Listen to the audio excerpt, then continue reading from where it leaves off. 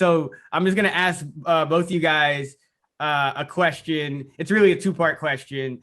Part one, your favorite late round quarterback targets. So that's, some quarterback about 13 to 24 in ADP, 13 to 22, whatever you want to do. And then part two is just your two QB league best ball deep sleepers, like those guys that are really going late, outside the top 20. Definitely most of them outside the top 24. So your late round quarterback guys, and then your deep sleepers. Jeff, I'll start with you. I think the top guy I'm targeting is the guy we talked about and sort of glowingly earlier, rookie quarterback for the San Francisco 49ers, Trey Lance. If I'm going after him, though, and there is uncertainty in terms of when he's going to start, then I do have to grab one of these, whether it's Baker Mayfield, whether it's Kirk Cousins, or whether it's Matt Ryan. One of those safer guys. I don't want to take another volatile guy because you could set yourself up for a rough start to the season. And remember, we often think of fantasy football as, well, usually a 16-week thing, now a 17-week thing, but it isn't. It's last year a 13-week thing and now a 14-week thing, and we're lucky enough to maybe get into the playoffs. So if you go like 0-4 in your first month, you're putting yourself in a hole. I'm not saying you can't dig out of it, but you really put yourself in a big hole. So you have to at least cover those bases. In terms of the deep names, I mean, some of the guys that we did talk about, obviously we talked about Zach Wilson, one of the New Orleans guys. And I want to throw another name out there who you probably could get for absolute free, who looks like he could be a starting quarterback for a good chunk of the season, Tyrod Taylor. If you're in a 2-quarterback league, I do not think Deshaun Watson is going to be under center at all for the Houston Texans regardless. The one drawback to Tyrod Taylor from a game standpoint is the team looks like they are going to be pretty rough this year, right? They really don't have much that stands out really almost at any level. Their backfield combined, like people are like, okay, well, David Johnson's older and Mark Ingram's old. But Philip Lindsay's 27. Like, he's already old too for running back. They are really old at that position.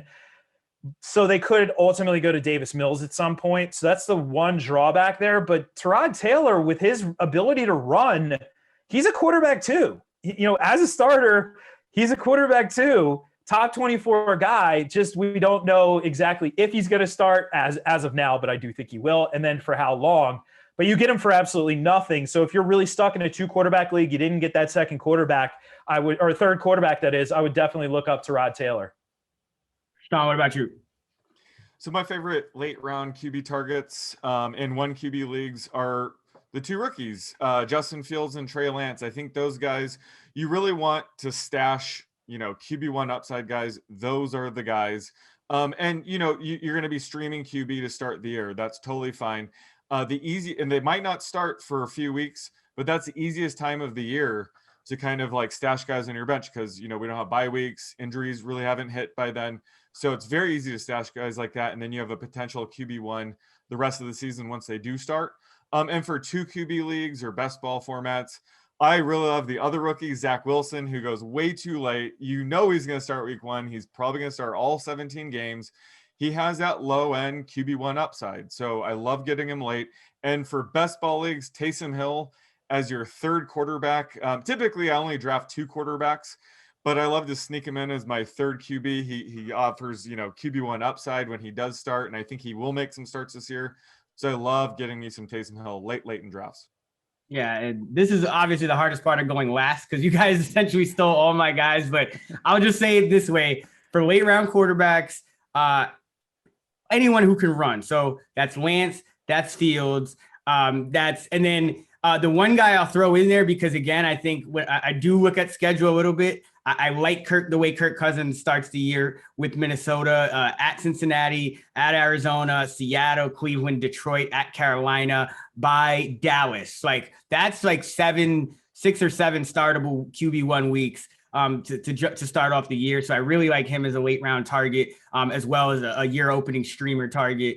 And then for deep sleepers, I love Zach Wilson. I would almost put him in the late round category because he's going to start every game. So I think you could draft him in a redraft. I think he has a good week 1 as well. And then I'm Taysom over Jameis.